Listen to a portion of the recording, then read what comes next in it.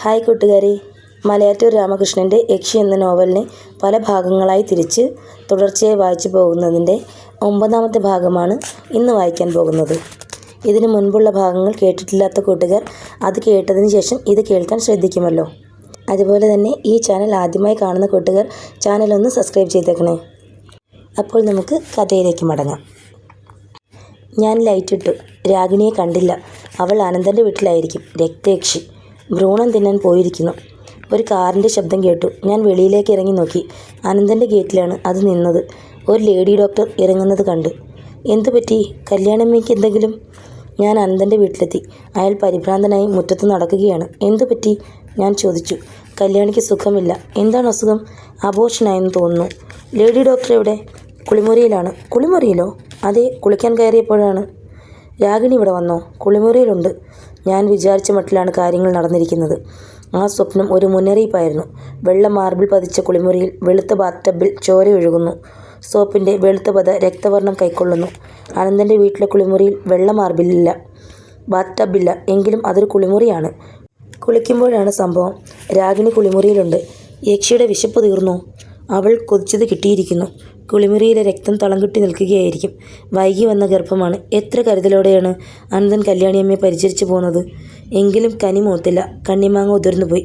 എങ്ങനെയാണ് ആശ്വസിപ്പിക്കുക? കുറേ നേരം ഞാൻ പരിങ്ങി നിന്നു. പിന്നെ മന്ത്രിച്ചു, ടേക്ക് ഇറ്റ് ഈസി. പിന്നെ അവിടെ നിന്നില്ല. പാവം കല്യാണിയമ്മ. ഇനി ഒരിക്കലും അവർക്കൊരു കുഞ്ഞുണ്ടാവുകയില്ല. ആ പഴയ വൃക്ഷം ഇനി ഉണങ്ങിത്തുടങ്ങും. അതിൻ്റെ ഉൾക്കാമ്പിലാണ് യക്ഷി കൈവച്ചത്. എല്ലാം എൻ്റെ തോന്നലാണെന്ന് പറയുന്ന ചന്ദ്രശേഖരൻ എത്ര മടയനാണ്. അവനൊന്നും അറിഞ്ഞുകൂടാ. എൻ്റെ വിശകലനമാണ് ശരി. എൻ്റെ കഴിവുകേട് എൻ്റെ രക്ഷാകവചമാണ്. ആ കോണിപ്പടി സ്വപ്നത്തിൻ്റെ അർത്ഥം അതാണ്. മുകളിലത്തെ പടിയിൽ കയറരുത്. ആ പട്ടുമെത്തയിൽ കയറി ഇരിക്കരുത്. അത് നിൻ്റെ ചുടുകാടാണ്. മടങ്ങൂ. ഉരുണ്ടു വീഴു ഭൂമിയിലേക്ക്. അത് ആശുപത്രി സൂപ്രണ്ട് ഇങ്ങോട്ട് വരുന്നു. ഇന്നും ആ പോലീസ് ഉദ്യോഗസ്ഥന്മാർ ഇവിടെ വന്നിരുന്നു. ഡാലിയുടെ മുഖമുള്ള ആ സർക്കിൾ ഇൻസ്പെക്ടർ ഒരു ഭയങ്കരനാണ്. അയാളുടെ നോട്ടം തുളച്ചു കയറുന്നതാണ്. പക്ഷേ അയാൾ മടയനാണ്. അതുകൊണ്ട് അയാൾ എന്നെ സംശയിക്കുമോ? എന്തിനു സംശയിക്കണം? രാഗിണി മരിച്ചിട്ടില്ല. ഇന്നലെ തീരെ പ്രതീക്ഷിക്കാത്ത ഒരു അഭ്യർത്ഥനയാണ് ആശുപത്രി സൂപ്രണ്ട് നടന്നെത്തിയത്. എഴുതി കഴിഞ്ഞ മുഴുവനും? ഇനിയും എഴുതാനുണ്ട്. എഴുതിയെടുത്തോളം തരൂ, ഞാൻ വായിക്കട്ടെ. ഡോക്ടർക്ക് രസമുള്ള യാതൊന്നും ഇതിലില്ല. ആര് പറഞ്ഞു? ഞാനൊരു നല്ല വായനക്കാരനാണ്. ഇങ്ങനെ അദ്ദേഹം ചോദിക്കുമെന്ന് ഞാൻ വിചാരിച്ചിരുന്നില്ല. ഞാൻ കുത്തിക്കുറിക്കുന്ന ഈ കടലാസുകൾ അദ്ദേഹം എന്തിനു വായിക്കുന്നു? ഏതായാലും ഞാൻ ആ കടലാസുകൾ അടുക്കി മടക്കി കൊടുത്തു. അദ്ദേഹം നല്ല മനുഷ്യനാണ്. എനിക്കിവിടെ പരിപൂർണമായ സ്വാതന്ത്ര്യം തന്നിരിക്കുന്നു. ഡോണ്ട് വറി, തിരിച്ചു തരാം. മന്ദഹസിച്ചുകൊണ്ട് അദ്ദേഹം യാത്രയായി. പിന്നീടാണ് എനിക്കൊരു സംശയം തോന്നിയത്. പോലീസ് ഉദ്യോഗസ്ഥന്മാരെ കാണിക്കാൻ വേണ്ടിയാവാം സൂപ്രണ്ട് എൻ്റെ കടലാസുകൾ എടുത്തുകൊണ്ട് പോയത്. അങ്ങനെയാണെങ്കിൽ എന്നെ അവർ സംശയിക്കുന്നുണ്ട്. ഒരു കൊലക്കേസ് അന്വേഷിക്കുകയാണെന്നല്ലേ ഡാലി പറഞ്ഞത്? മരിച്ചതൊരു സ്ത്രീയാണ്. ആ സ്ത്രീ രാഗിണിയാണോ? അല്ലെന്ന് പുരപ്പുറത്ത് കയറി നിന്ന് വിളിച്ചു പോകാൻ ഞാൻ തയ്യാറാണ്. ഈ പോലീസുകാരൻ ഡാലിയെ വിശ്വസിച്ചുകൂടാ. അയാൾ ഒരു എഴുത്തുകാരനായിരുന്നെങ്കിൽ ഒരു ഡിറ്റക്റ്റീവ് നോവൽ എഴുതിക്കളയും. കോളേജ് പ്രൊഫസർ ഭാര്യയെ കൊന്നിരിക്കുന്നു.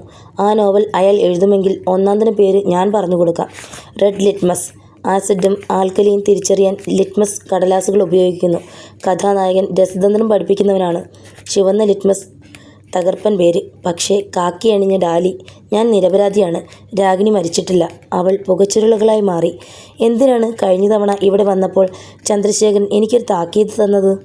രാഗിണിയെപ്പറ്റി ആര് ചോദിച്ചാലും ഒന്നും പറഞ്ഞു പോകരുത്. അവനെ വിവരമറിയിക്കണം. എന്നെ പോലീസുകാർ ചോദ്യം ചെയ്യുമോ? എൻ്റെ കുറ്റസമ്മതം അവർ രേഖപ്പെടുത്താൻ ശ്രമിക്കുമോ? എനിക്ക് നിയമമൊന്നും അറിഞ്ഞുകൂടാ. പക്ഷേ കുറ്റസമ്മതം രേഖപ്പെടുത്തുന്നത് മജിസ്ട്രേറ്റുമാരാണ്. അതെനിക്കറിയാം. എൻ്റെ കടലാസുകൾ സൂപ്രണ്ട് പോലീസുകാരെ ഏൽപ്പിക്കുമോ? ഏൽപ്പിക്കട്ടെ. ആ കടലാസുകളിൽ ഒരു കുറ്റസമ്മതമുണ്ട്. എന്നോട് രാഗിണിക്കുണ്ടായിരുന്ന അഗാധമായ സ്നേഹത്തെപ്പറ്റി അവസാനം വരെ ഞാൻ അറിഞ്ഞിരുന്നില്ല. അതാണ് കുറ്റസമ്മതം. യക്ഷിയമ്പലത്തിനടുത്ത് വെച്ച് പുകച്ചുരുളുകളായി മാറുന്നതിന് മുമ്പ് എൻ്റെ ഓരോ തരിയിലും ചലനമുണ്ടാക്കത്തക്ക വിധം എന്തിനാണ് രാഗിണി, നിൻ്റെ പ്രേമത്തെപ്പറ്റി നീ പറഞ്ഞത്? എത്രയോ നൂറ്റാണ്ടുകളായി നീ ഈ ഭൂമിയിൽ ചുറ്റിക്കറങ്ങുകയായിരുന്നു. എത്രയോ കാലഘട്ടങ്ങളിൽ നീ സൗന്ദര്യത്തിൻ്റെ ദേവതയായി വാണിരുന്നു. അതിനെപ്പറ്റിയെല്ലാം നീ പറഞ്ഞപ്പോൾ എത്ര വൈകിപ്പോയി. അതിനു മുമ്പാണ് ആ പത്രത്തിൽ വന്ന പഴയ വാർത്ത എൻ്റെ സംശയങ്ങൾക്ക് കൂടുതൽ എണ്ണയൊഴിച്ചു കൊടുത്തത്. സംശയങ്ങളുടെ ജ്വാലകൾ ഉയരത്തിലുയർന്നു. ഞാൻ വാങ്ങുന്ന ദിനപത്രത്തിൽ ഒരു കോളമുണ്ട്. 50 കൊല്ലം മുമ്പ്. 50 കൊല്ലം മുമ്പ് ഈ പത്രത്തിൽ അച്ചടിച്ചു വന്നിട്ടുള്ള നാട്ടുവർത്തമാനങ്ങൾ ഈ കോളത്തിൽ വീണ്ടും പ്രത്യക്ഷപ്പെടുന്നു. എന്നും ഞാൻ ഈ കോളം വായിക്കാറുണ്ട്. കഴിഞ്ഞ കാലത്തിൻ്റെ രസകരമായ നിഴലുകൾ ഈ വാർത്തകളിൽ കാണാം. ഇന്ന് ആരും റിപ്പോർട്ട് ചെയ്യാൻ കൂട്ടാക്കാത്ത നിസ്സാര സംഭവങ്ങൾ പോലും പഴയകാലത്ത് വാർത്താ പ്രാധാന്യം ഉണ്ടായിരുന്നെന്ന് തോന്നുന്നു. ഒരു മലയാളം മുൻഷിക്ക് 8 തരത്തിൽ വഞ്ചിപ്പാട്ട് പാടാൻ കഴിയുമെന്ന വാർത്തയാണ് ഒരിക്കൽ ഈ കോളത്തിൽ വന്നത്. 50 കൊല്ലം മുമ്പ് അതൊരു പ്രധാനപ്പെട്ട വാർത്തയായിരുന്നു. കല്യാണിയമ്മയുടെ ഗർഭഛിദ്രത്തിനു ശേഷം വന്ന പത്രത്തിൽ എന്നെ വല്ലാതെ ഭയപ്പെടുത്തിയ ഒരു വാർത്തയുണ്ടായിരുന്നു. ഈ കോളത്തിൽ ചെറുപ്പക്കാരനായ ഒരു ഭർത്താവിൻ്റെ മരണം. ഒരു ഗോപാലപിള്ള, പേര് ഞാൻ മറന്നിട്ടില്ല, പക്ഷേ അയാളുടെ നാടിൻ്റെ പേര് ഓർമ്മയില്ല. സംഭവം ഇതാണ്: ഗോപാലപിള്ള നല്ലൊരു ചെറുപ്പക്കാരനായിരുന്നു. പത്രഭാഷയിൽ പറഞ്ഞാൽ ജനസമ്മതൻ. അതിസുന്ദരിയായ ഒരു പെൺകുട്ടിയെ അയാൾ വിവാഹം ചെയ്തു. ദൂരെ എവിടോ നിന്ന് വന്ന ഒരു പെൺകുട്ടിയാണ്. ഗോപാലപിള്ള മുടന്തനായിരുന്നു. മുടന്തിന് ഒരു സുന്ദരിയെ കിട്ടിയത് എങ്ങനെയാണെന്ന് നാട്ടുകാർ അത്ഭുതപ്പെട്ടിരുന്നത്രേ. ഗോപാലപിള്ളയും ഭാര്യയും അധികകാലം ഒന്നിച്ചു ജീവിച്ചില്ല. ഒരു പ്രഭാതത്തിൽ ഗോപാലപിള്ളയുടെ മൃതശരീരം ആളുകൾ കണ്ടു. മുറിവുകളില്ല, പക്ഷേ ശരീരം വല്ലാതെ ശോഷിച്ചു പോയതായി തോന്നി. ചോരയും നീരും വാർന്നു പോയതുപോലെ. ഭാര്യയെ കണ്ടില്ല. എത്ര അന്വേഷിച്ചിട്ടും കണ്ടുകിട്ടിയില്ല. പോലീസ് അന്വേഷണം ഊർജിതമായി നടക്കുന്നെന്നാണ് ലേഖകൻ പറഞ്ഞിരുന്നത്. ഒരു തുമ്പും കിട്ടിയിരുന്നില്ല. ഒരു കാര്യം കൂടി ലേഖകൻ പറഞ്ഞിരുന്നു. നാട്ടുകാരിൽ ചിലർ പ്രശ്നം വച്ച് നോക്കിയത്രേ. ഒരു യക്ഷിയുടെ ഉപദ്രവം കൊണ്ടാണ് ഗോപാലപിള്ള മരിച്ചതെന്ന് പ്രശ്നക്കാരൻ പറഞ്ഞു. നാട്ടുകാർ വിശ്വസിച്ചു. മുറിവുകളില്ലെങ്കിലും ചവച്ചു തുപ്പിയ ചണ്ടി പോലെയല്ലേ ഗോപാലപിള്ളയുടെ ശരീരം കിടന്നിരുന്നത്? ആളുകളുടെ അന്ധവിശ്വാസത്തെ കണക്കിന് കളിയാക്കിക്കൊണ്ടാണ് ലേഖകൻ ഈ റിപ്പോർട്ട് ഉപസംഹരിച്ചിരിക്കുന്നത്. 50 കൊല്ലം മുമ്പ് നടന്ന ഈ സംഭവം എന്നെ നടുക്കിക്കളഞ്ഞു. ആ ഗോപാലപിള്ള എന്നെപ്പോലെ ഒരാളായിരുന്നോ? എനിക്ക് മുഖമില്ല, അയാൾക്ക് കാലിന് സ്വാധീനമില്ലായിരുന്നു. സാധാരണഗതിയിൽ എന്നെ ഒരു പെൺകുട്ടിയും ഇഷ്ടപ്പെടുകയില്ല. ആ മുടന്തൻ്റെ സ്ഥിതിയും അതായിരുന്നില്ലേ? എന്നിട്ടും അയാൾക്കൊരു ഭാര്യയെ കിട്ടി, ഒരു സുന്ദരിയെ, എന്നെപ്പോലെ തന്നെ. അവൾ ദൂരെ എവിടെയോ നിന്നും വന്നവളാണ്. എത്ര അവ്യക്തമായ പ്രയോഗം! അവളെക്കുറിച്ച് ആർക്കും ഒന്നും അറിഞ്ഞുകൂടായിരുന്നു എന്ന് വ്യക്തം. രാഗിണിയെക്കുറിച്ച് എനിക്കെന്തറിയാം? ഒന്നും അറിഞ്ഞുകൂടാ. അവളെപ്പറ്റി ആരെങ്കിലും അയൽക്കാരോട് ചോദിച്ചാൽ എന്തായിരിക്കും മറുപടി? ദൂരെ നിന്നെങ്ങോ വന്ന ഒരു പെൺകുട്ടിയാണ്, അങ്ങനെ വല്ലതുമാവും തീർച്ച. ആർക്കും ഒന്നും അറിഞ്ഞുകൂടാ. ആ ഗോപാലപിള്ള എങ്ങനെ മരിച്ചു? അയാളുടെ ശവം ശോഷിച്ചു പോയിരുന്നു. പ്രശ്നക്കാരൻ പറഞ്ഞത് ശരിയാണ്. ഒരു യക്ഷി അയാളുടെ ചോര ഊറ്റിക്കുടിച്ചു. ആ യക്ഷി അയാളുടെ ഭാര്യ തന്നെയല്ലേ? അതുകൊണ്ടല്ലേ ആരും അവളെ പിന്നീട് കാണാത്തത്? യക്ഷികൾക്ക് നാശമില്ല. ഗോപാലപിള്ളയെ സംഹരിച്ച യക്ഷി ഇന്നും ചുറ്റി നടക്കുന്നുണ്ടാവാം. ആ യക്ഷി തന്നെയാണോ രാഗിണി? ഗോപാലപിള്ളയ്ക്ക് മുമ്പും അവൾക്ക് ഭർത്താക്കന്മാരുണ്ടായിരുന്നോ? അവരെല്ലാം അവൾ കൊന്നോ? കൊന്നിരിക്കും. ചോര കുടിച്ചു കൊന്നിരിക്കും. എൻ്റെ അന്ത്യം അടുത്തിരിക്കുന്നു. കാലത്തിൻ്റെ ചട്ടക്കൂടിൽ ഒതുങ്ങി നിന്നവളല്ല യക്ഷി. ഭൂമിയിൽ രാഗിണി വന്നിട്ട് എത്ര കാലമായി? അവളുടെ ആഭരണങ്ങൾക്ക് നൂറ്റാണ്ടുകളുടെ പഴക്കമുണ്ട്. ഗോപാലപിള്ളയ്ക്ക് മുമ്പ് എത്ര പേരെ അവൾ കൊന്നെന്ന് അറിയാൻ സാധ്യമല്ല. പത്രങ്ങൾ വന്നിട്ട് അധികം കാലമായില്ലല്ലോ. ഇങ്ങനെ ഞാൻ ഭയന്ന് കഴിയുമ്പോഴാണ് കല്യാണിയമ്മയുടെ സഹായത്തിന് ഒരു അകന്ന ബന്ധു വന്നെത്തിയത്. 70 വയസ്സ് ചെന്ന ഒരു സ്ത്രീ. അവർ കൂടെ എൻ്റെ വീട്ടിലേക്ക് നോക്കി നിൽക്കാറുണ്ടായിരുന്നു. എന്തോ പരിശോധിക്കുന്നത് പോലെ, ആരെയോ തേടുന്നത് പോലെ. വീട്ടിൽ പ്രായം ചെന്ന ഒരു സ്ത്രീയെ കാണുന്നല്ലോ. ആരാണ്? ഒരു ദിവസം ഞാൻ അനന്തനോട് ചോദിച്ചു. കാർത്യായനി അമ്മയാണ്. അകന്ന ബന്ധു. കല്യാണിക്ക് സഹായത്തിന് കൊണ്ടുവന്നതാണ്. അയാൾ പറഞ്ഞു. ആ സ്ത്രീ എൻ്റെ വീട്ടിലേക്ക് കൂടെ നോക്കുന്നത് എന്താണ്? എന്നെയാണ് നോക്കുന്നത്, അതോ രാഗിണിയെയോ? ഇപ്പോൾ കൂടെ രാഗിണി അനന്തൻ്റെ വീട്ടിൽ പോകാറില്ല. ആ തള്ള അവിടെ വന്നതുകൊണ്ടാണോ? അവരിൽ നിന്നും അകന്നു നിൽക്കാൻ രാഗിണി ശ്രമിക്കുകയാണോ? ഇങ്ങനെ തോന്നിത്തുടങ്ങിയപ്പോഴാണ് ഡയറിയിൽ ഒരു പുതിയ കുറിപ്പ് കണ്ടത്. കാർത്യായനി അമ്മ എന്നെ തിരിച്ചറിഞ്ഞു. അവരെന്തെങ്കിലും പറയുമോ? പറഞ്ഞാൽ വിശ്വാസം കരുത്തു കുറഞ്ഞ ഒരു ചെടിയാണ്, എളുപ്പം വാടും. തിരിച്ചറിഞ്ഞിരിക്കുന്നു. അപ്പോൾ എന്തോ രഹസ്യമുണ്ട്. എന്താണ് അതിഭയങ്കരമായ ആ രഹസ്യം? രാഗിണി ആ ഗോപാലപിള്ളയെ കൊന്നതുപോലെ കാർത്യായനി അമ്മയുടെ ബന്ധുക്കളെ ആരെങ്കിലും? പിന്നീട് അനന്തനെ കണ്ടപ്പോൾ ഞാൻ ചോദിച്ചു, കാർത്യായനി അമ്മയുടെ സ്വന്തത്തിൽപ്പെട്ട ആരെങ്കിലും, ആണുങ്ങൾ ആരെങ്കിലും പെട്ടെന്ന് മരിച്ചു പോയിട്ടുണ്ടോ? ചോദ്യം അനന്തനെ വിസ്മയഭരിതനാക്കി. എന്താണ് ഇങ്ങനെ ചോദിക്കുന്നത്? വെറുതെ. അവർക്കൊരു സഹോദരൻ ഉണ്ടായിരുന്നു. അയാൾ പണ്ടേ മരിച്ചു. കാർത്യായനി അമ്മയ്ക്ക് 30 വയസ്സുള്ളപ്പോൾ. അതായത് എത്ര കൊല്ലം മുമ്പ്? കാർത്യായനി അമ്മയ്ക്ക് 72 പ്രായം. അപ്പോൾ കണക്ക് കൂട്ടിക്കുള്ളൂ. 42 കൊല്ലം മുമ്പ്. എങ്ങനെ മരിച്ചു? മരിച്ചെന്നാണ് ഊഹിക്കുന്നത്. എന്ന് പറഞ്ഞാൽ എനിക്ക് ശരിക്കും അറിഞ്ഞുകൂടാ. പണ്ടെങ്ങോ പറഞ്ഞു കേട്ടിട്ടുള്ളതാണ്. അയാൾ ഒരിക്കൽ ആലുവ ശിവരാത്രിക്ക് പോയി, പിന്നെ മടങ്ങിയില്ലത്രേ. കല്യാണം കഴിച്ചിരുന്നു. ഭാര്യയ്ക്ക് എന്ത് പറ്റി? ഇതെന്തൊരു ക്രോസ് വിസ്താരമാണ്. ഭാര്യയ്ക്ക് എന്ത് പറ്റാൻ? അവൾ അവളുടെ വീട്ടിൽ പോയി കാണും. എനിക്കെല്ലാം വ്യക്തമായി തന്നെ മനസ്സിലായി. കാർത്യായനി അമ്മയുടെ സഹോദരൻ്റെ ഭാര്യ രാഗിണിയായിരുന്നു. അതുകൊണ്ടാണ് 42 കൊല്ലങ്ങൾക്ക് ശേഷം അവർക്ക് രാഗിണിയെ തിരിച്ചറിയാൻ കഴിഞ്ഞത്. അയാളെ ആലുവ മണപ്പുറത്ത് വെച്ചാണ് രാഗിണി കൊന്നത്. കൊന്നു ചോര കുടിച്ചു. ആരും അറിഞ്ഞില്ല. അയാൾ ഒറ്റയ്ക്കാവും പോയത്. രാഗിണി യക്ഷിയല്ലേ? രാത്രിയിൽ അയാളെ തേടി ചെന്നിരിക്കാം. 42 കൊല്ലം മുമ്പ്, അതായത് ഗോപാലപിള്ളയുടെ മരണം കഴിഞ്ഞിട്ട് 8 കൊല്ലം കഴിഞ്ഞപ്പോൾ. ഈ മനുഷ്യനും എന്തെങ്കിലും അംഗഭംഗം ഉണ്ടായിരിക്കാം. എനിക്ക് മുഖമില്ല, ഗോപാലപിള്ളയ്ക്ക് മുടന്തുണ്ടായിരുന്നു. ശരീരത്തിന് വൈകല്യമുള്ളവരെ മാത്രമാകാം രാഗിണി തേടിപ്പിടിക്കുന്നത്. വികലാംഗർ ചോദ്യങ്ങൾ ചോദിക്കുകയില്ല. അവർക്ക് പ്രേമത്തെപ്പറ്റിയും ദാമ്പത്യത്തെപ്പറ്റിയും പ്രതീക്ഷകൾ ഉണ്ടായിരിക്കില്ല. എങ്ങു നിന്നോ ഒരു സുന്ദരി വന്നു ചേരുമ്പോൾ അവരെ നോക്കി പുഞ്ചിരിക്കുമ്പോൾ അവർ അടിമപ്പെടുന്നു. അവരെല്ലാം തുറന്ന കൈയോടെ അവളെ സ്വീകരിക്കും. രാഗിണി ഡയറിയിൽ കുറിച്ചിരിക്കുന്നത് അങ്ങനെയല്ലേ? ഞാൻ പ്രതീക്ഷിച്ചതുപോലെ തുറന്ന കൈയോടെ സ്വീകരിച്ചു. ഞാൻ അനന്തനോട് ചോദിച്ചു, കാർത്യായനി അമ്മയുടെ സഹോദരന് എന്തെങ്കിലും അംഗവൈകല്യം ഉണ്ടായിരുന്നോ? എന്ത് ചോദ്യമാണിത്? എനിക്കറിഞ്ഞുകൂടാ. അയാൾക്ക് എന്തോ വൈകല്യം ഉണ്ടായിരുന്നു. എങ്ങനെയറിയാം? എൻ്റെ ഒരു ഊഹമാണെന്ന് വെച്ചോളൂ. കാർത്യായനി അമ്മയുടെ സഹോദരനെ പറ്റി ഏറെ അറിയാൻ ഞാൻ കാണിച്ച ഔത്സുക്യം അനന്തനെ ചിന്താധീനനാക്കിയോ? എൻ്റെ അന്വേഷണം വിചിത്രമാണെന്ന് അയാൾ കരുതി കാണും. രാഗിണിയുടെ ഡയറി പരിശോധിക്കുമ്പോൾ ഒരു ദിവസം അവൾ എന്നെ കണ്ടുപിടിച്ചു. ഞാൻ ലജ്ജിച്ചു പോയി. ഞാനൊരു കള്ളനെ പോലെ പെരുമാറുകയായിരുന്നു. മറ്റൊരാൾക്ക് വരുന്ന കത്തുകൾ തുറന്നു വായിക്കുന്നത് പോലെ ഗാർഹിണീയമായ ഒരു പ്രവൃത്തിയാണ് സ്വകാര്യ ഡയറി വായിക്കുന്നതും. ഡയറി ഭാര്യയുടേതാകുമ്പോൾ ഭർത്താവിന് അവളെ വിശ്വാസം പോരെന്നർത്ഥം. സംസ്കാരമുള്ളവർ അങ്ങനെ ചെയ്തുകൂടാ. സംശയമുണ്ടെങ്കിൽ വെട്ടിത്തുറന്ന് ചോദിക്കണം. അതാണ് ചുണ. എന്നെ അവൾ കണ്ടുപിടിക്കുമ്പോൾ ഞാൻ അവളുടെ അവസാനത്തെ ഡയറിക്കുറിപ്പ് വായിക്കുകയായിരുന്നു. കല്യാണിയമ്മയുടെ ഗർഭം അലസിയതിനു ശേഷം അദ്ദേഹം മുമ്പെങ്ങുമില്ലാത്ത അളവിൽ എന്നെ സംശയിക്കുന്നു.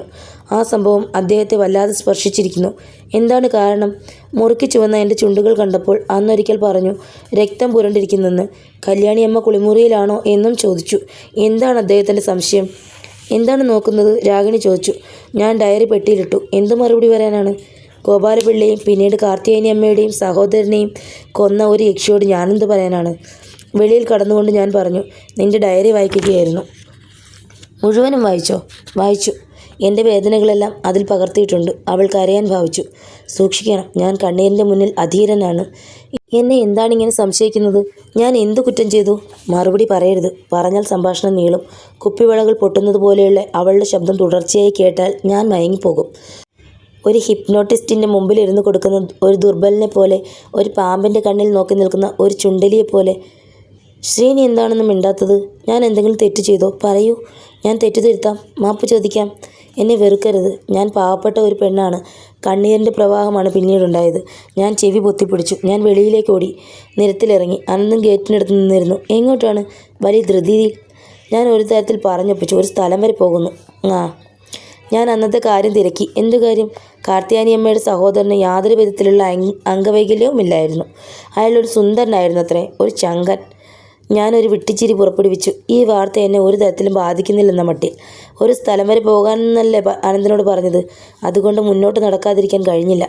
അപ്പോൾ അയാൾ പിന്നിൽ നിന്നും വിളിച്ചു. അന്നൊരു ബെറ്റ് വെച്ചായിരുന്നെങ്കിൽ ഇപ്പോൾ ശ്രീനിവാസിൻ്റെ കയ്യിൽ നിന്നും എനിക്ക് പണം വാങ്ങാമായിരുന്നു. നടന്നു പോകുമ്പോൾ ഞാൻ സുന്ദരനും ചങ്കനുമായ ആ മനുഷ്യനെ പറ്റിയാണ് ആലോചിച്ചത്. അയാൾ എങ്ങനെ യക്ഷിയുടെ വലയിൽപ്പെട്ടു? മേൽവിലാസമുള്ള നല്ല മനുഷ്യപ്പെൺകുടികളെ അയാൾക്ക് കിട്ടുമായിരുന്നല്ലോ. എൻ്റെ തിയറി മുഴുവനും ശരിയല്ല. അംഗവൈകല്യമുള്ളവരെ പിടിച്ചെടുക്കാനാണ് എളുപ്പം. എങ്കിലും ഇടയ്ക്കിടെ സുന്ദരന്മാരെയും ചങ്കന്മാരെയും കിട്ടും. അങ്ങനെ ഇയാളെയും കിട്ടി. വിട്ടി. അവളുടെ രക്തദാഹത്തിനിരയായി. ഇയാളെപ്പോലെ വിഡ്ഢികളായിരുന്നു തൃശ്ശൂർ പൂരത്തിന് പോകുമ്പോൾ 2 സുന്ദരിമാരെ പിന്തുടർന്ന് ഒടുവിൽ കരിമ്പനയിൽ കലാശിച്ച ആ നമ്പൂതിരിമാരും. കോളേജിൽ പോകാതെ ഞാൻ അലഞ്ഞു നടന്നു. രാഗിണിയെ എവിടെയെങ്കിലും ഉപേക്ഷിക്കാൻ കഴിയുകയില്ലേ? വെളിയിൽ എവിടെയെങ്കിലും കൊണ്ടുപോവുക, ഒറ്റയ്ക്ക് വിട്ടിട്ട് പോരുക. ചേച്ചേ, നടക്കുന്ന കാര്യമല്ല. അവൾ തിരിച്ചു വരും. ഞാൻ മടങ്ങും മുമ്പ് തന്നെ വീട്ടിൽ തിരിച്ചെത്തിക്കളയും. ദൂരവും കാലവും യക്ഷികൾക്കൊരു പ്രശ്നമല്ല. ഞാൻ ഈ വീട് വിട്ടു പോയാലോ, നാട് വിട്ടു പോയാലോ? എങ്കിലും അവൾ എന്നെ പിന്തുടരും. എന്നെ കണ്ടുപിടിക്കാൻ അവൾക്ക് കഴിയും. കാർത്യായനി അമ്മയുടെ സഹോദരൻ വാസ്തവത്തിൽ ശിവരാത്രി കാണാൻ പോയതാണോ? രാഗിണിയുടെ പിടിയിൽ നിന്ന് മോചനം തേടി പോയതാവും. ശിവരാത്രിക്കാണെന്ന് കളവ് പറഞ്ഞ് മറ്റെങ്ങോ പോയി. അവൾ പിന്തുടർന്നു. എത്ര കാലത്തിനു ശേഷമാണ് ഇവൾ ആ ഭാഗ്യഹീനനെ കണ്ടുപിടിച്ചെന്ന് തീർച്ച. അപ്പോൾ അയാൾ മരിച്ചു, കൊല്ലപ്പെട്ടു. എത്ര നേരം ഞാനങ്ങനെ ചുറ്റിത്തിരിഞ്ഞുവെന്ന് ഓർമ്മയില്ല. വീട്ടിലെത്തിയപ്പോൾ ഓരോ മാംസപേശിയും വേദനിച്ചിരുന്നു. എന്നെ കാത്തു നിൽക്കുകയായിരുന്നു രാഗിണി. ഞാൻ കണ്ട ഭാവം നടിച്ചില്ല. ഊണ് കഴിക്കാൻ വരൂ. വേണ്ട. അവൾ കരയാൻ തുടങ്ങി. വേണ്ടെന്ന് പറഞ്ഞില്ലേ? ഞാൻ കയർത്തു. എന്നാൽ കിടന്നുറങ്ങിയേക്കാം, വരൂ. നിന്റെ കൂടെയോ? അപ്പോൾ അവൾ വിമ്മി കരഞ്ഞു. ഓഫീസ് റൂമിൻ്റെ തറയിൽ കിടക്കണമെന്നാണ് ഞാൻ ഉദ്ദേശിച്ചിരുന്നത്. അതാണ് പതിവ്. അത് അപകടമാണെന്നിപ്പോൾ തോന്നി. വരാന്തയിൽ കിടക്കാം. ഇറങ്ങി ഓടാൻ എളുപ്പമാണ്. ഞാൻ വരാന്തയിൽ കിടന്നുകൊള്ളാം. പിന്നെയും അവൾ കരഞ്ഞപ്പോൾ ഞാൻ അലറി, അകത്ത് പോയി കതകടച്ചുകൊള്ളൂ. സാരത്തുമ്പ് കൊണ്ട് മുഖം പൊത്തിപ്പിടിച്ച് അവൾ അകത്തേക്ക് പോയി. നിലാവെളിച്ചമുള്ള രാത്രിയായിരുന്നു. ഞാൻ വരാന്തയിൽ കിടന്നുകൊണ്ട് നക്ഷത്രങ്ങളെ നോക്കി. എത്ര ദൂരത്തിലാണവ? ഏറ്റവും അടുത്ത നക്ഷത്രം 4 പ്രകാശവർഷങ്ങൾക്കപ്പുറമാണ്. എന്ന് വെച്ചാൽ എന്താണ്? സെക്കൻഡിന് 1,86,000 മൈലുകൾ വീതം. 4 കൊല്ലക്കാലം സഞ്ചരിക്കുമ്പോഴാണ് നാം അതിൻ്റെ വെളിച്ചം കാണുന്നത്. ഇന്ന് നാം കാണുന്ന 4 കൊല്ലങ്ങൾക്ക് മുമ്പുള്ള സംഗതികളാണ്. അങ്ങനെ 1000 പ്രകാശവർഷങ്ങൾ ദൂരെ സ്ഥിതി ചെയ്യുന്ന നക്ഷത്രങ്ങളുണ്ട്.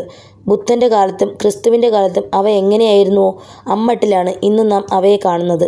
അപ്പോൾ കാലമെന്ന് പറഞ്ഞാൽ എന്താണ്? കഴിഞ്ഞു പോയതെന്നും വരാനിരിക്കുന്നതെന്നുമൊക്കെ നാം പറയുന്നതിൽ വല്ല അർത്ഥവുമുണ്ടോ? നക്ഷത്രങ്ങളെ നോക്കിക്കൊണ്ടിരുന്നാൽ എനിക്ക് വല്ലാത്ത അസ്വസ്ഥത തോന്നും. അന്നും അസ്വാസ്ഥ്യം തോന്നി. ആകാശഗംഗയിൽ നക്ഷത്രങ്ങൾ തിക്കിത്തിരക്കുന്നു. പകൽ രാജകീയമായ ആഡംബരത്തോടെ കടന്നുപോയിട്ട് എത്ര നേരമായി? പണ്ട് വായിച്ചിട്ടുള്ള ഒരു കവിത ഓർമ്മ വന്നു. ആ കവിതയിൽ പകൽ ഒരു രാജാവല്ല, വെള്ളപ്പരിച മുതുകിലേറ്റിക്കൊണ്ട് രംഗത്തു നിന്നും നിഷ്ക്രമിക്കുന്ന പടയാളിയാണ്. ഞാൻ ഉറങ്ങാതെ കിടന്നു. പാലമരത്തിന് ചുറ്റും അലൗകികമായൊരു പ്രകാശം ഉയരുന്നത് ഞാൻ കണ്ടു. ഈ രാത്രിയിൽ ആ പ്രകാശത്തിന് ഒരു ശരീരത്തിൻ്റെ മട്ടുണ്ടായിരുന്നു. കട്ടിയില്ലാത്ത, ഊതിയാൽ പറന്നു പോകുന്ന ഒരു ശരീരം. എങ്കിലും ശരീരത്തിൻ്റെ ആകൃതി വ്യക്തമാണ്. തലയുണ്ട്, കഴുത്തുണ്ട്, വിരിഞ്ഞ മാറിടങ്ങളുണ്ട്, നീണ്ട കൈകാലുകളുണ്ട്. ഞാൻ അതിനെ തന്നെ നോക്കിക്കൊണ്ട് കിടന്നപ്പോൾ അതിൻ്റെ തലയിൽ ഒരു കിരീടമുണ്ടെന്ന് തോന്നി. വജ്രങ്ങൾ പതിച്ച ഒരു കിരീടം. വെളിച്ചത്തിനകത്ത് കൂടുതൽ പ്രകാശമാനമായ വെളിച്ചത്തിൻ്റെ ബിന്ദുക്കൾ. ആ പ്രകാശം, ആ ഉടൽ ചലിച്ചു, ആടിക്കളിച്ചു. പിന്നീട് ചെറുതായി മുകളിൽ നിന്നും താഴേക്ക് ചുരുങ്ങി. ഇപ്പോൾ തലയില്ല, മാറിടമില്ല, കാലുകളും കൈകളുമില്ല. നീണ്ട നേർത്ത ഒരു ജ്വാല മാത്രം.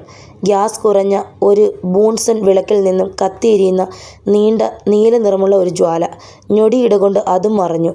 ജ്വാല ഭൂഗർഭത്തിലേക്ക് ഒരു മുതലക്കൂപ്പ് നടത്തിയെന്ന് തോന്നി.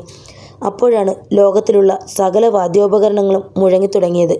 വിദഗ്ധനായ ഒരു കണ്ടക്ടർ സംഘടിപ്പിച്ചിട്ടുള്ള ഒരു പടുകൂറ്റൻ ഓർക്കസ്ട്രയിൽ നിന്നും ഒഴുകി വരുന്ന ഗാനധാര. ഓർക്കസ്ട്ര കണ്ടുകൂടാ. കണ്ടക്ടറെ ഞാൻ കാണുന്നില്ല. എങ്കിലും അദൃശ്യനായ അയാൾ എൻ്റെ മുന്നിലുണ്ട്. അയാൾ ബാറ്റൺ ചുഴറ്റുന്നു. ഓർക്കസ്ട്രയുടെ താളം തെറ്റാതെ ഗാനം ഒഴുകുന്നു. എങ്കിലും ഓർക്കസ്ട്രയുടെ മുഴക്കം കുറയുമ്പോൾ പോലും വാക്കുകളില്ല. ഗാനത്തിന് വാക്കുകൾ വേണോ? ചിത്രങ്ങൾക്ക് വിഷയം എന്തിനാണ്? വർണ്ണങ്ങൾ പോരെ? ഗാനങ്ങൾക്ക് വാക്കുകൾ വേണ്ട. ഇങ്ങനെയൊരു ഗാനപ്രപഞ്ചം നിർമ്മിക്കാൻ മനുഷ്യന് സാധിക്കുകയില്ല. ഇത് ഈ മണ്ണിൻ്റേതല്ല. പതിവിലേറെ നേരം ഗാനം തുടർന്നു. എൻ്റെ ശരീരത്തിലൂടെ ഭയത്തിൻ്റെ പ്രവാഹമുണ്ടായി. ഭയത്തെ ഒരു ലോഹത്തോട് ഉപമിക്കണമെങ്കിൽ തിളച്ചുരുകിയ ആ ലോഹം ആരോ എൻ്റെ തലയോടിനുള്ളിൽ ഒഴിക്കുകയായിരുന്നു. പെട്ടെന്ന് ഗാനം നിലച്ചു. മണിനാദം കേട്ടു തുടങ്ങി. 1000 ചിലങ്കകൾ ഒന്നിച്ചു ചലിക്കുന്നു. ആരോ നൃത്തമാടുന്നു. അപ്പോൾ ഞാൻ കണ്ണു തുറന്നുകൊണ്ട് തന്നെ കിടക്കുകയാണ്. നൃത്തം വയ്ക്കുന്നത് ആരാണ്? ആരായാലും ഉത്സാഹപ്രകർഷത്തോടെയാണ് നൃത്തം വയ്ക്കുന്നത്. അതാ പാലച്ചുവട്ടിലെ കാനകൾ ഞെരിയുന്നു. ഫ്ലോക്സ് ചെടികളുടെ താടത്തിൽ ആരോ ചവിട്ടുന്നു. ആളെ കണ്ടുകൂടാ. പക്ഷേ ചെടികൾ താഴുന്നത് കാണാം, ഞെരിയുന്നത് കാണാം. ആ നൃത്തം ഒരിക്കലും നിലയ്ക്കുകയില്ലെന്ന് തോന്നി. എനിക്ക് തെറ്റി. അതാ അത് നിന്നു. പെട്ടെന്ന് ഒരു ശബ്ദവുമില്ല. എല്ലാം ശാന്തം, നിശ്ചലം. ഞാൻ വിയർത്തു കുളിച്ചു. അപ്പോൾ രാഗിണിയെ കണ്ടു. അവൾ പുറത്തു വരുന്നു. കതകു തുറന്നുകൊണ്ടല്ല, ചുവരിലൂടെ കടന്നു വരുന്നു. വരുന്നത് കണ്ടാൽ അവിടെ ചുവരില്ലെന്ന് തോന്നും. എന്നെ ഒട്ടും തന്നെ ശ്രദ്ധിക്കാതെ അവൾ പാലമരത്തിനടുത്ത് ചെന്നു. ഭൂമിയിലേക്ക് ഇറങ്ങിപ്പോയ ആ നേർത്ത ജ്വാല ഇപ്പോൾ ഉയർന്നു വളർന്നു. അതിന് കൈയും കാലും കഴുത്തും തലയുമുണ്ടായി. അതിൻ്റെ കൈകൾ മുന്നോട്ട് നീണ്ടു. അവയ്ക്കുള്ളിൽ രാഗിണി കടന്നു നിന്നു. പിന്നെ എന്താണ് നടന്നത്? നല്ല ഓർമ്മയില്ല. മുറ്റത്ത് ആരോ ഒരു ചുവന്ന പരവതാനി വിരിക്കുന്നത് പോലെ തോന്നി. എങ്ങും ചുവപ്പ്. ആരോ ചുവന്ന സെർച്ച് ലൈറ്റുകൾ ആകാശത്തു നിന്നും വീശിക്കാണിക്കുന്നു. ഓടണമെന്ന് തോന്നി. കാലുകൾ അനങ്ങിയില്ല. നിലവിളിക്കണമെന്ന് തോന്നി. തല പൊങ്ങിയില്ല. നാവ് ചലിച്ചില്ല. നേരം വെളുക്കുന്നതുവരെ ഭയന്ന് വിറച്ചുകൊണ്ട് ഞാൻ വരാന്തയിൽ കിടന്നു. പാലമരത്തിലെ ജ്വാലയെപ്പറ്റി ഞാൻ വളരെ നേരം ചിന്തിച്ചു. മുമ്പെല്ലാം ഗാനധാര മാത്രമാണ് ഉണ്ടായിട്ടുള്ളത്. പിന്നെ മരത്തിന് ആകെക്കൂടി ഒരുതരം പ്രകാശവും. പക്ഷേ ഇത്തവണ കണ്ടത് ഒരു ജ്വാലയാണ്. വളരുകയും ചെറുതാവുകയും വീണ്ടും വളരുകയും ചെയ്യുന്ന ഒരു ജ്വാല. തലയും ഉടലും കൈകാലുകളും അതിലുണ്ടാവുന്നു. വെറും തലയല്ല, കിരീടം വച്ച തല. ജ്വാലയുടെ കരവലയത്തിനുള്ളിൽ ഒരു കാമുകിയെപ്പോലെ രാഗിണി നിന്നത് എനിക്കെല്ലാം മനസ്സിലായി. അതൊരു ഗന്ധർവനാണ്. അവൻ രാഗിണിയുടെ പഴയ കാമുകനാണ്. അവളെ തേടി എങ്ങി നിന്നോ അവൻ വരുന്നു. ഏതോ പഴയ യുഗത്തിൽ നിന്നാവാം. കാലത്തെപ്പറ്റിയുള്ള കണക്കുകൂട്ടലുകളെല്ലാം തെറ്റിച്ചുകൊണ്ട് നിലനിൽക്കുന്നതാണ് അവരുടെ ലോകം. രാഗിണിയെ അവന് പിരിഞ്ഞിരിക്കാൻ വയ്യ. പാലമരത്തിൽ രാത്രിയിൽ കണ്ടത് ഒരു പക്ഷേ അവരുടെ ഇണചേരലാവാം. ഞാൻ വീട്ടിനകത്ത് കടന്നു. എൻ്റെ ധൈര്യം മടങ്ങി വന്നിരിക്കുന്നു. ഇരുട്ടിൻ്റെ കൂടെ ഭയവും അസ്തമിക്കുകയായിരുന്നു. രാഗിണി ഉണർന്നിരുന്നില്ല. കിടക്കയിൽ അവൾ മലർന്നു കിടപ്പുണ്ടായിരുന്നു. അവളുടെ കണ്ണിനടിയിൽ ലേശം കറുപ്പ് നിറമുണ്ട്. കാമുകനൊന്നിച്ചുണ്ടായ മദനോത്സവത്തിൽ ക്ഷീണമാണോ? അവളുടെ മുഖം സംതൃപ്തമാണ്. പതിവായി ഈ സമയത്ത് ഉണർന്ന് വീട്ടുകാര്യങ്ങൾ നോക്കുന്ന രാഗിണി ഇങ്ങനെ ഉറങ്ങിക്കിടക്കുന്നത് എന്താണ്? ഞാൻ കട്ടിലിനരികിൽ കുറേ നേരം നിന്നു. സുന്ദരമായ ഈ ശരീരം വിഷലിപ്തമാണ്. ഇതിനെ തഴുകുന്നവൻ, ഇതിനെ ഓമനിക്കുന്നവൻ നശിക്കും. അങ്ങനെ എത്രയോ പേർ നശിച്ചിട്ടുണ്ടാവും. 2 പേരെ എനിക്ക് തന്നെ അറിയാം. ഗോപാലപിള്ളയും കാർത്യായനി അമ്മയുടെ സഹോദരനും.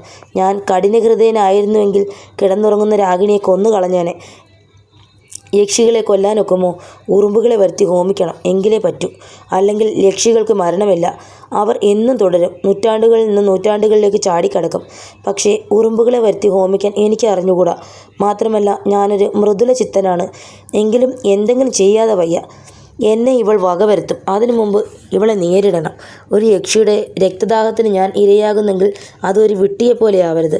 ഞാൻ ആദ്യം തൊട്ടേ സംശയിച്ചിരുന്ന ഒരുവനെ പോലെ ആവണം. ഞാൻ അവളെ വിളിച്ചില്ല, കാത്തു നിന്നതേയുള്ളൂ. ഒടുവിൽ അവൾ കണ്ണു തുറന്നു. ശ്രീനി, അവൾ പ്രേമപൂർവ്വം വിളിച്ചു. എൻ്റെ നേർക്ക് അവൾ കൈനീട്ടി. തൊടരുത്, ഞാൻ ചീറി. ഇന്നലെ രാത്രി ചുവര തുളച്ച് വെളിയിൽ വന്നവളാണ്. എന്നിട്ടിപ്പോൾ ഒരു പരിശുദ്ധയെപ്പോലെ പ്രേമം നടിക്കുന്നു. എൻ്റെ ശ്രീനി. അവൾ എഴുന്നേറ്റ് എൻ്റെ അരികിലേക്ക് നീങ്ങി. എന്നെ തൊടരുത്, ഞാൻ ശ്രീനിയുടെ ഭാര്യയാണ്. അല്ല, നീയൊരു യക്ഷിയാണ്, ഞാൻ അലറി. ഈശ്വര! അവൾ തറയിൽ മുട്ടുകുത്തി നിന്നുകൊണ്ട് കരയാൻ തുടങ്ങി. രാഗിണി, എന്നെ എന്നും കബളിപ്പിക്കാമെന്ന് വിചാരിച്ചോ? എനിക്കെല്ലാം അറിയാം. എൻ്റെ ചോര കുടിക്കാൻ നീ കാത്തു നിൽക്കുന്നു. അയ്യോ, എന്തൊക്കെയാണ് ഈ പറയുന്നത്? ഞാനൊരു മഠയനായിരുന്നു. എൻ്റെ കരിഞ്ഞ മുഖം നിരാശയുടെ കയത്തിൽ എന്നെ ചവിട്ടിത്താഴ്ത്തിയപ്പോൾ നീ കടന്നു വന്നു. അങ്ങനെ ഞാൻ പറഞ്ഞു തുടങ്ങി. എനിക്ക് മനസ്സിൻ്റെ സൗന്ദര്യമുണ്ടെന്ന് നീ പറഞ്ഞപ്പോൾ ഞാൻ വിശ്വസിച്ചു. എൻ്റെ വികൃതമായ മുഖം കണ്ടപ്പോൾ നീ ഞെട്ടിയില്ല. നിൻ്റെ അഭിനയം എന്നെ ആശ്വസിപ്പിച്ചു. ഞാൻ അതിഭാഗ്യവാനാണെന്ന് വ്യാമോഹിച്ചു. നീലക്കടലാസിൽ നീ കത്തെഴുതി. നീ എന്തിനാണ് നീലക്കടലാസ് തിരഞ്ഞെടുത്തത്? രക്തവർണ്ണമാണല്ലോ നിനക്കിഷ്ടം. ഞാൻ നിൻ്റെ വെളിച്ചമാണെന്ന് നീ പറഞ്ഞപ്പോൾ ഞാൻ ഒരു മഠയനെ പോലെ ആനന്ദിച്ചു. എൻ്റെ വികൃതമായ മുഖം നീ സ്വീകരിക്കുന്നത് ഒരൊറ്റ ഉദ്ദേശത്തോടെയായിരുന്നു. വികൃത മുഖമുള്ളവനും രക്തമുണ്ട്. അവൾ മുട്ടുകുത്തി നിന്നുകൊണ്ട് വിമ്മിക്കരയുമ്പോൾ ഞാൻ ചോദിച്ചു, നീ ഒരു അമ്മൂമ്മയെ പറ്റി പറഞ്ഞു. അമ്മൂമ്മയില്ലെങ്കിലും നിന്നെ ഞാൻ സ്വീകരിച്ചേനെ. പിന്നെ ആ കളവ് എന്തിനു പറഞ്ഞു? കളവല്ല ശ്രീനി, അമ്മൂമ്മ ഉണ്ടായിരുന്നു. എന്നെ നോക്കാൻ അവർ മാത്രമേ ഉണ്ടായിരുന്നുള്ളൂ. ആശുപത്രിയിൽ വച്ചാണ് മരിച്ചത് എന്ന് പറഞ്ഞാൽ അത് തെളിവാകുമോ? തെളിവോ? തെളിയിക്കാൻ ശ്രീനി. ആശുപത്രിയിൽ രേഖകളുണ്ടാവും. അവൾ കണ്ണു തുടച്ചുകൊണ്ട് എഴുന്നേറ്റു. ഞാൻ ഒരു ചുവട് പിന്നോക്കം വച്ചു. അവൾ തുടർന്നു. ഞാൻ കള്ളമൊന്നും പറഞ്ഞിട്ടില്ല ശ്രീനി. ശ്രീനിക്ക് എന്തോ ഭയങ്കരമായ സംശയങ്ങൾ തോന്നുന്നു. ശ്രീനിയുടെ സമനില തെറ്റിയിരിക്കുന്നു. എനിക്ക് ഭ്രാന്താണെന്ന് പറയുകയാണോ നീ? എന്തു പറയണമെന്ന് എനിക്ക് അറിഞ്ഞുകൂടാ. അയ്യോ, എൻ്റെ ശ്രീനി ഇങ്ങനെയായി പോയല്ലോ. അവൾ നിലവിളിച്ചു. നീ അഭിനയിക്കുകയാണ്. കണ്ണുനീരിൻ്റെ മുമ്പിൽ ഞാനിനി തളരുകയില്ല. ശ്രീനി, ഒരു പഴയ വീടിനെപ്പറ്റി നീ പറഞ്ഞു. അങ്ങനെ ഒരു വീടില്ല. ഉണ്ട്, ബീച്ചിലുണ്ട്. മുമ്പ് അവിടെ റബ്ബർ ഫാക്ടറിയിലെ ഒരു ജോലിക്കാരൻ താമസിച്ചിരുന്നു. അയാൾ ഒഴിഞ്ഞപ്പോഴാണ് ഞാനും അമ്മൂമ്മയും അവിടെ താമസിക്കാൻ തുടങ്ങിയത്. പച്ചക്കള്ളം. അയാൾ പോയ ശേഷം ആ വീട് ഒഴിഞ്ഞു കിടക്കുകയാണ്. അത് പഴയ വീടല്ല താനും. ഞാൻ പറയുന്നത് ദയവായി ഒന്ന് കേൾക്കുമോ? ഞാനും അമ്മൂമ്മയും അവിടെ താമസിച്ചിരുന്നതിന് തെളിവുകളുണ്ട്. ഞങ്ങൾക്ക് അടുത്തൊരാൾ പാല് വിറ്റിരുന്നു. ഭയങ്കരി. എന്തിന് തെളിവ് ഹാജരാക്കാമെന്നാണ് പറയുന്നത്? അവൾക്ക് അതിന് കഴിഞ്ഞേക്കാം. യക്ഷികൾക്ക് വേഷം മാറാൻ കഴിയും. മനുഷ്യർക്കില്ലാത്ത 1000 സിദ്ധികൾ അവർക്കുണ്ട്. അപ്പോൾ എന്തുകൊണ്ട് ഇല്ലാത്ത ഒരു പാൽക്കച്ചവടക്കാരനെ ഉണ്ടാക്കാൻ കഴിയുകയില്ല? നീ പറഞ്ഞപ്പോൾ പാല് പൂത്തത് എന്താണ്? ഞാൻ പറഞ്ഞ ദിവസം അത് നടന്നു, നേരാണ്. പക്ഷേ അത് വെറും യാദൃശ്ചിക സംഭവമാണ് ശ്രീനി. കന്യാകുമാരിയിൽ വെച്ച് നീ എൻ്റെ ചോര കുടിക്കാൻ ശ്രമിച്ചു. അവളുടെ കണ്ണുനീർ വറ്റിപ്പോയെന്ന് തോന്നി. അവൾ തലയുയർത്തി പിടിച്ചുകൊണ്ട് പറഞ്ഞു, ശ്രീനി, എന്നെ എന്ത് വേണമെങ്കിലും ചെയ്തുകൊള്ളൂ. പക്ഷേ ഭയങ്കരമായ സംശയങ്ങൾ വച്ചു പുലർത്താതിരിക്കൂ. ഞാൻ കരയാൻ പിറന്നവളാണ്. വന്നതുപോലെ ഞാൻ മടങ്ങിപ്പോകാം. ഒന്നു മാത്രം, എനിക്കൊരു മനുഷ്യ സ്ത്രീയായി വേണം പോകാൻ. ഭർത്താവ് സംശയിക്കുന്നത് പോലെ ഒരു യക്ഷിയായിട്ടല്ല. എന്നെ തർക്കിച്ച് മടക്കാൻ നോക്കുന്നതാണോ? ചോരയുടെ കാര്യം പറഞ്ഞപ്പോൾ നീ ഞെട്ടുന്നതെന്തിന്? ബോധരഹിതനായപ്പോൾ കല്ലുകൊണ്ടതല്ലേ? ഞാൻ ഉറക്കെ ചിരിച്ചു. എന്തിന് സമാധാനം പറയാൻ നിനക്കറിയാം. പക്ഷേ അന്ന് രാത്രി മെത്തേൽ കല്ലുകൾ ഉണ്ടായിരുന്നില്ല. എന്നിട്ടും തലയണ മുറിയിൽ ആ മുറിവിൽ നിന്ന് വീണ്ടും ചോരയൊലിച്ചു. എനിക്കറിയാം. നീ അറിയാതിരിക്കുന്നത് എങ്ങനെ? പറയൂ ശ്രീനി, ഇനിയും എന്തൊക്കെയുണ്ട്? ഒന്നും മറച്ചു വയ്ക്കാതെ പറയൂ. എന്തു പറഞ്ഞാലും ഇപ്പോഴുള്ളതിലേറെ വേദന എനിക്കുണ്ടാവുകയില്ല. എന്നെപ്പോലെ ഒരു പാപിയുണ്ടോ? നീ ജൂഡിയെ കൊന്നു. എന്നെ കണ്ട് ജൂഡി ഭയന്നിട്ടുണ്ട്. അക്കാര്യം ഞാൻ മറച്ചു വെച്ചില്ലല്ലോ. ഒരു പട്ടി നിന്നെ കണ്ടപ്പോൾ മരിച്ചതെന്തിന്? അതിനു മുമ്പ് മോങ്ങിയതെന്തിന്? നല്ല ചോദ്യം. ആ വീട്ടിൽ മറ്റൊരു പട്ടിയുണ്ടല്ലോ, അത് ഇന്നും ജീവിച്ചിരിക്കുന്നു. അതിനെ നീ കൊല്ലും. അവൾ ചെവി പൊത്തിപ്പിടിച്ചു. പാലമരത്തിൽ നിന്നും നിന്നെ പാട്ടുപാടി വിളിക്കുന്നത് ആരാണ്? ആ ഗാനം കേട്ടില്ലെന്ന് നീ എന്നോട് കള്ളം പറഞ്ഞു. ഗാനമോ? അതൊക്കെ ശ്രീനിയുടെ തോന്നലാണ്. തോന്നൽ? എന്ത് നടന്നാലും തോന്നൽ. എത്ര സൗകര്യപ്രദമായ വാക്ക്. ഇന്നലെ നീ ഈ ചുവരിലൂടെ ഇറങ്ങി വന്നു. ആ വെളിച്ചത്തിൻ്റെ കരവലയത്തിൽ ഒതുങ്ങി നിന്നു. അതെല്ലാം തോന്നലാണെന്നാണ് നീ പറയുന്നത്. ആരാണവൻ? നിന്റെ പഴയ കാമുകനോ? ഗന്ധർവനാണ് അല്ലേ? അവൾ എന്നെ ഉറ്റുനോക്കി പരിഭ്രാന്തിയോടെ. ശ്രീനി, എനിക്ക് ഭയമാകുന്നു. ഭയമോ? നിനക്കോ? നീ ഭയപ്പെടുത്തുന്നവളാണ്, യക്ഷിയാണ്. നിന്റെ കയ്യിൽ പഴക്കമേറിയ ആഭരണങ്ങളുണ്ട്. മുൻകൂട്ടി നിനക്ക് കാര്യങ്ങൾ അറിയാൻ കഴിയും. അന്ന് നീ എന്നെ സിനിമാ തിയേറ്ററിൽ വെച്ച് രക്ഷിച്ചതെന്തിന്? എൻ്റെ ചോര കുടിക്കാനല്ലേ? ജീവനുള്ള ശരീരത്തിലെ ചോരയാണ് നിനക്ക് വേണ്ടത്. എനിക്കറിയാം. നിന്റെ വർഗത്തെപ്പറ്റിയൊക്കെ ഞാൻ വായിച്ചിട്ടുണ്ട്. ഒന്ന് നിർത്തിയ ശേഷം ഞാൻ തുടർന്നു. കല്യാണി അമ്മയുടെ ഭ്രൂണം നീ തിന്നു. 50 കൊല്ലങ്ങൾക്ക് മുമ്പ് ഒരു ഗോപാലപിള്ളയെ നീ കൊന്നു. അയാൾ നിന്റെ ഭർത്താവായിരുന്നു. പിന്നെ കാർത്യായനി അമ്മയുടെ സഹോദരനെ നീ കശാപ്പ് ചെയ്തു. ശ്രീനി, നിർത്തൂ. എനിക്ക് ഭയമാകുന്നു. അവൾ നീട്ടി നിലവിളിച്ചു അത്യുച്ചത്തിൽ. എൻ്റെ വീട്ടിലേക്ക് നയിക്കുന്ന ഇടവഴി മുഴുവൻ ആ നിലവിളി മുഴങ്ങിക്കാണും. ആ നിലവിളി കേട്ട് ആരെങ്കിലും വരുമോ? അനന്തൻ്റെ വീട്ടിലേക്ക് ഞാൻ നോക്കി. കാർത്യായനി അമ്മ ഇങ്ങോട്ട് നോക്കി നിൽക്കുന്നു. കാർത്യായനി അമ്മേ, ഞാൻ കണക്ക് ചോദിക്കുകയാണ്. എണ്ണി ചോദിക്കുകയാണ്. ഓരോ സംഭവവും ഞാൻ രാഗിണിയുടെ മുമ്പിലേക്ക് എറിയുകയാണ്.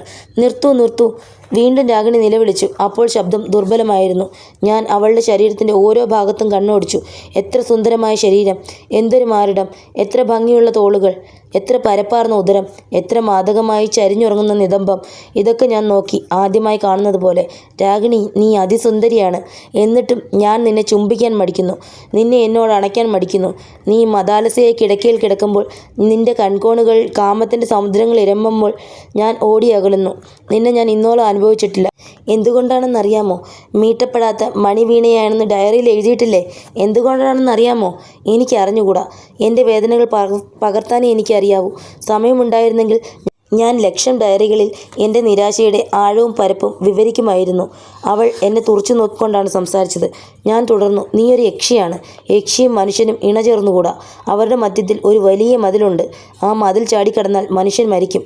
നിന്നെ എൻ്റേതാക്കാൻ ഞാൻ മുതിരുന്ന നിമിഷത്തിൽ ഞാൻ മരിച്ചു പോകും. അതൊന്നുകൊണ്ട് മാത്രമാണ് നിന്റെ ശരീരം എനിക്ക് നിഷിദ്ധമായി പോയത്. രാഗിണി നിവർന്നു നിന്നു. അവളുടെ മുഖം വല്ലാതെ ചുവന്നിരുന്നു. ദേഷ്യമുണ്ട്, അതിലേറെ പുച്ഛവും വെറുപ്പും. ഇങ്ങനെ ഒരിക്കലും ഞാൻ അവളെ കണ്ടിരുന്നില്ല ശ്രീനി. അതല്ല കാരണം. വളരെ സാവധാനത്തിൽ അവൾ പറഞ്ഞു. പിന്നെ കയ്പുള്ള ഒരു സത്യമാണ് എനിക്ക് പറയാനുള്ളത്. ഞാൻ ഒരിക്കലും മുഖത്തു നോക്കി ഇങ്ങനെ പറയുകയില്ലായിരുന്നു. പക്ഷേ ഓ, എന്നോട് കരുണ കാണിക്കുകയാണോ? എന്താണ് ആ സത്യം? കയ്പ് നിറഞ്ഞ ആ സത്യം എന്താണ്? രാഗിണി എന്നെ കോപാന്തനാക്കിയ ഒരു മറുപടിയാണ് പറഞ്ഞത്. ശ്രീനിക്കതിന് കഴിവില്ല. ഒരു സ്ത്രീയെ കീഴടക്കാൻ ശ്രീനിക്ക് കഴിവില്ല. ആത്മാവിൻ്റെ അടിത്തട്ടിൽ നിന്ന പോലെ നേർത്ത ശബ്ദത്തിൽ അവൾ അലറി. പെട്ടെന്ന് വെട്ടിയിട്ടതുപോലെ അവൾ തറയിൽ ചുരുണ്ടുകൂടി വീണു. ഞാൻ മുന്നോട്ട് കുതിച്ചു. അവളുടെ തലമുടിയിൽ പിടിച്ച് വലിച്ചു നോക്കി. ഒരു പമ്പരം പോലെ ഞാൻ അവളെ കറക്കി. അവളെ ഞാൻ അങ്ങനെ എത്ര നേരമാണ് തലമുടിക്ക് പിടിച്ച് കറക്കിയത്? ഞാൻ പിടിവിട്ടപ്പോൾ അവൾ ചുവരിൽ ചെന്നിടിച്ച് താഴെ വീണു. അവളുടെ തല പൊട്ടിയിരുന്നു. ഒരു ചുവന്ന റിബൺ പോലെ അവളുടെ തലമുടിയിൽ ചോര പടർന്നു. രാഗിണി പിന്നെ അനങ്ങിയില്ല, മിണ്ടിയില്ല. യക്ഷികൾക്ക് ബോധം കെടാറുണ്ടോ? അങ്ങനെ രാഗിണിയെ നോക്കി നിൽക്കുമ്പോൾ ഒരു കൊടുങ്കാറ്റ് പോലെ കാർത്യായനി അമ്മ എൻ്റെ വീട്ടിലേക്ക് ഓടിക്കയറി. അവർ എല്ലാം കണ്ടുകൊണ്ടിരുന്നു. വരട്ടെ, യക്ഷിയോട് അവരും കണക്ക് ചോദിക്കട്ടെ. ആലുവ ശിവരാത്രി മണൽപ്പുറത്തൊഴുകിയ സ്വന്തം സഹോദരൻ്റെ ചോരയ്ക്ക് പകരം ഇതാ യക്ഷിയുടെ തലയിൽ നിന്നും ചോര ഒഴുകുന്നു. അത് കണ്ട് കാർത്യായനി അമ്മയ്ക്ക് കണ്ണു കുളിർക്കട്ടെ. പക്ഷേ ഞാൻ വിചാരിച്ചതുപോലെയല്ല കാർത്യായനി അമ്മ പെരുമാറിയത്. അവർ വെറുപ്പോടെ എന്നെ നോക്കി. നിങ്ങളൊരു മനുഷ്യനാണോ? അവർ എൻ്റെ മുഖത്ത് നോക്കി ചോദിച്ചു. അവർ രാഗിണിയെ വാരിയെടുത്ത് മടിയിൽ കിടത്തി. തൊടരുത്, യക്ഷിയാണ്. നിങ്ങളുടെ സഹോദരനെ ആലുവയിൽ വെച്ച് കൊന്ന യക്ഷിയാണ്. ഞാൻ പറഞ്ഞു. നിങ്ങൾക്ക് ഭ്രാന്താണ്, തനി ഭ്രാന്ത്. ആ വൃത്ത എൻ്റെ നേർക്ക് ചുക്കിച്ചുളഞ്ഞ കൈ വീശി കാണിച്ചു. എന്തു പറ്റി ഈ തള്ളയ്ക്ക്? രാഗിണിയെ അവർ തുറച്ചു നോക്കിയിരുന്നില്ലേ? തിരിച്ചറിഞ്ഞില്ലേ? എന്നിട്ടിപ്പോൾ തല പൊട്ടിയിരിക്കുന്നു. പാവം. ആരോടെന്നില്ലാതെ കാർത്യായനി അമ്മ സംസാരിച്ചു. പാവമോ? ചോര കുടിക്കുന്ന യക്ഷി പാവമാണെന്നോ? ബോധമില്ല രാക്ഷസൻ. എന്നെ രാക്ഷസൻ എന്ന് ആ തള്ള വിളിച്ചപ്പോൾ ഞാൻ പൊട്ടിച്ചിരിച്ചുപോയി. ആടിനെ പട്ടിയാകുന്ന ലോകമാണിതെന്ന് ഞാൻ ഓർത്തു. ഞാൻ രാക്ഷസനാണ്. രാഗിണി ഒരു പാവപ്പെട്ട പെൺകുട്ടിയും. ചിരിക്കുന്നോ? ഇങ്ങനെ കാണിച്ചിട്ട് ചിരിക്കുന്നോ? അവർ ചോദിച്ചു. എനിക്കൊരമ്മൂമ്മ ഉണ്ടായിരുന്നെങ്കിൽ അവർ ഇത്ര അധികാരത്തോടെ സംസാരിക്കുകയില്ല. ആനന്ദൻ കയറി വന്നു. എന്തുപറ്റി? അയാൾ തിരക്കി. ഈ പാവം കുട്ടിയെ ഈ മനുഷ്യൻ കൊന്നിരിക്കുന്നു. കാർത്യായനി അമ്മ നിലവിളിച്ചു. ആനന്ദൻ അടുത്തു ചെന്ന് കുനിഞ്ഞു നിന്നുകൊണ്ട് രാഗിണിയുടെ തല പരിശോധിച്ചു. അപ്പോഴും ആ ചുവന്ന റിബൺ ഒഴുകുകയാണ്. വീതിയേറിയ ഒരു ചുവന്ന റിബൺ. ഇങ്ങനെ നോക്കി നിൽക്കാതെ ഡോക്ടറെ വിളിക്കാമോ? കാർത്യായനി അമ്മ അനന്തനോട് കയർത്തു. എല്ലാ ചുമതലയും അവർ ഏറ്റെടുത്തിരിക്കുകയാണെന്ന് തോന്നി. ആനന്ദൻ എൻ്റെ അടുത്തേക്ക് വന്നു. എന്താണ് ഈ കാണിച്ചത്? ഞാൻ പതിഞ്ഞ സ്വരത്തിൽ പറഞ്ഞു. രാഗിണി ഒരു യക്ഷിയാണ്. കാർത്യായനി അമ്മ അവളെ മടിയിൽ കിടത്തുന്നത് ശരിയല്ല. എന്താണ് ഭ്രാന്ത് പറയുന്നത്? ആനന്ദനെങ്കിലും വിശ്വസിക്കൂ. അവൾ യക്ഷിയാണ്. എൻ്റെ ചോര കുടിക്കാൻ കാത്തിരിക്കുന്നവളാണ്. ഒന്നും പറയാതെ അനന്തൻ വെളിയിലേക്ക് നടന്നു. കുറേ പഞ്ചസാര എടുത്തുകൊണ്ട് വരൂ, കാർത്യായനി അമ്മ എന്നോട് ആജ്ഞാപിച്ചു. എന്തിന്? മുറിയിൽ വയ്ക്കാൻ വേണ്ട യക്ഷിയാണ്. കാർത്യായനിയമ്മ എന്നെ ദഹിപ്പിക്കാൻ പോകുന്ന ഒരു നോട്ടമാണ് നോക്കിയത്. അവർ തറയിൽ തുപ്പി. എന്നെ ശപിക്കുകയാണവർ, നിന്ദിക്കുകയാണ്. എനിക്കൊരു പുതിയ സംശയം തോന്നി. കാർത്യായനിയമ്മ ആരാണ്? അനന്തൻ അവരെപ്പറ്റി എന്തറിയാം? അകന്ന ബന്ധു എന്ന് പറഞ്ഞാൽ എത്ര അവ്യക്തമായ പ്രസ്താവന. കാർത്യായനിയമ്മ തന്നെയാണോ രാഗിണിയുടെ അമ്മുമ്മ? അമ്മുമ്മ കൊച്ചുമകളോടെന്ന മട്ടിലല്ലേ രാഗിണിയോട് ഇപ്പോൾ പെരുമാറുന്നത്? എന്തൊരു അധികാരഭാവമാണ് എന്നോട് സംസാരിക്കുമ്പോൾ. അമ്മൂമ്മ മരിച്ചെന്ന് രാഗിണി പറഞ്ഞത് കളവാണ്. അമ്മൂമ്മ ഈ തള്ളയാണ്. രാഗിണിയുടെ വർത്തമാനങ്ങൾ അറിയാൻ വന്നിരിക്കുന്നു. അതാണ് തുറച്ചു നോക്കി നിന്നത്. ആദ്യം സംശയം തോന്നിക്കാണും. ഇവിടെ തന്നെയാണോ എൻ്റെ കൊച്ചുമകൾ വന്നെത്തിയിരിക്കുന്നത്? ഈ മുഖം കരിഞ്ഞവനാണോ ഭർത്താവ്? അങ്ങനെയാണെങ്കിൽ കാർത്യായനിയമ്മ ഒരു യക്ഷിയാണോ? ആവില്ല. ചുക്കിച്ചൊളിഞ്ഞ യക്ഷികളെപ്പറ്റി ഞാൻ വായിച്ച പുസ്തകങ്ങളിലൊന്നും പറഞ്ഞിട്ടില്ല. എല്ലാ യക്ഷികളും ചെറുപ്പക്കാരികളാണ്, സുന്ദരിമാരാണ്. കടഞ്ഞെടുത്ത മട്ടിലുള്ള ശരീരമാണ് അവർക്ക്. അവർ കണ്ണെറിയുമ്പോൾ മനുഷ്യർ വശീകരിക്കപ്പെടുന്നു. ഈ തള്ള എത്ര കണ്ണെറിഞ്ഞാലും ഒന്നും സംഭവിക്കുകയില്ല. കണ്ണ് വേദനിക്കും, അത്ര തന്നെ. മാത്രമല്ല അവരെന്തെങ്കിലും പുറത്തു പറയുമോ എന്ന ആശങ്കയല്ലേ രാഗിണിയുടെ ഡയറി കുറിപ്പിൽ കണ്ടത്. അമ്മുമ്മ യക്ഷി കൊച്ചി യക്ഷിയെപ്പറ്റി വെളിയിൽ പറഞ്ഞു നടക്കുകയില്ല. അതുകൊണ്ട് കാർത്യായനിയമ്മ യക്ഷിയല്ല. എങ്കിലും അവർ രാഗിണിയോട് സഹതാപം കാണിക്കുന്നത് എന്താണ്? സ്വന്തം സഹോദരൻ്റെ ചോര കുടിച്ച യക്ഷിയോട് സ്നേഹം തോന്നുമോ? പഞ്ചസാര കൊണ്ടുവരികയില്ല അല്ലേ? അങ്ങനെ ചോദിച്ച ശേഷം അവർ രാഗിണിയെ മെല്ലെ മടിയിൽ നിന്ന് ഉയർത്തി തറയിൽ കിടത്തി. അടുക്കളയിൽ നിന്നും പഞ്ചസാരയും ഒരു മന്ത വെള്ളവുമായി അവർ തിരിച്ചു വന്നു. മുറിവിൽ പഞ്ചസാര പൊടിച്ചിട്ടു. എന്തിനാണ് പഞ്ചസാര ഇട്ടത്? രക്തം കട്ട പിടിക്കാൻ, കാർത്യായനിയമ്മ വെറുപ്പോടെ പറഞ്ഞു. രാഗിണിയുടെ മുഖത്ത് അവർ വെള്ളം തളിച്ചു. എന്നിട്ടും രാഗിണി കണ്ണു തുറന്നില്ല. അല്പം കഴിഞ്ഞപ്പോൾ ഒരു കാർ വന്നു നിന്ന ശബ്ദം കേട്ടു. ഒരു ഡോക്ടറും അനന്തനും. ഡോക്ടർ രാഗിണിയെ പരിശോധിച്ച ശേഷം പറഞ്ഞു, ഭാഗ്യം, മുറിവ് വളരെ ഡീപ്പല്ല. പക്ഷേ ആശുപത്രിയിലേക്ക് കൊണ്ടുപോകാതെ വയ്യ. ഇവിടെ വെച്ച് ഡ്രസ്സ് ചെയ്താൽ പോരാ. ബോധം വന്നില്ലല്ലോ ഡോക്ടർ, അനന്തൻ പറഞ്ഞു. ഡോക്ടർ തൻ്റെ പെട്ടിയിൽ നിന്നും മരുന്നും സൂചിയും എടുത്തു. എന്തോ ആലോചിച്ചിട്ടെന്ന വണ്ണം മരുന്നും സൂചിയും പെട്ടിയിൽ തിരിച്ചിട്ടു. മറ്റൊരു കുപ്പിയും പഞ്ഞിയും എടുത്തു. പഞ്ഞി മൂക്കിൽ ചേർത്ത് പിടിച്ച് അല്പം കഴിഞ്ഞപ്പോൾ രാഗിണി കണ്ണു തുറന്നു. അവൾ ചുറ്റും നോക്കി. മോളെ, കാർത്യായനിയമ്മ വിളിച്ചു. എന്താണ് അങ്ങനെ വിളിച്ചത്? പ്രിയപ്പെട്ട കൂട്ടുകാരെ, കഥ ഇഷ്ടമായിട്ടുണ്ടെങ്കിൽ ലൈക്ക് ചെയ്യാനും നിങ്ങളുടെ വിലപ്പെട്ട കമൻറ്റ് രേഖപ്പെടുത്താനും മറക്കരുത്. കഥയുടെ ബാക്കി ഭാഗവുമായി ഞാൻ വരും വരേക്കും എല്ലാവർക്കും വിടാം.